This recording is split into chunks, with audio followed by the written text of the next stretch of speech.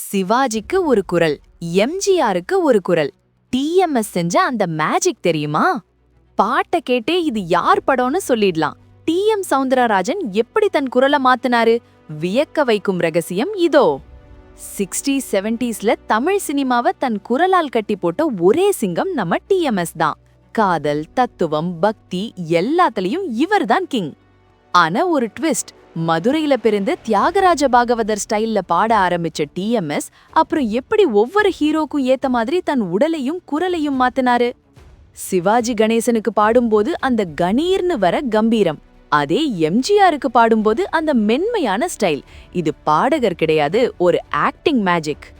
அப்போல்லாம் தியேட்டர்ல பாட்ட ஆரம்பிச்சாலே ரசிகர்கள் விசில பறக்கும். மதுரை வெற்றி தியேட்டர்ல இருந்து சென்னை காசி வரைக்கும் டிஎம்எஸ் வாய்ஸ் தான் மாஸ்.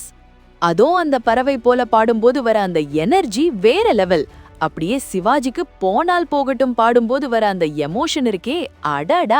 இன்னைக்கு இருக்கிற எந்த ஏஐ தொழில்நுட்பத்தாலையும் அந்த ஆத்மாவை கொண்டு வர முடியாது.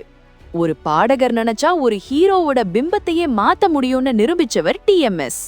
உங்களுக்கு டிஎம்எஸ் பாடியதுல எம்ஜிஆர் பாட்டு பிடிக்குமா இல்ல சிவாஜி பாட்டு பிடிக்குமா? மறக்காம கமெண்ட் பண்ணுங்க. நம்ம லெஜெண்ட் டிஎம்எஸ்காக இந்த வீடியோவை லைக் பண்ணிட்டு ஷேர் பண்ணுங்க. தமிழ் சினிமா எப்பவும் கெத்து. அதான் சொன்னேன், சிவாஜிக்கு ஒரு குரல், எம்ஜிஆருக்கு ஒரு குரல்.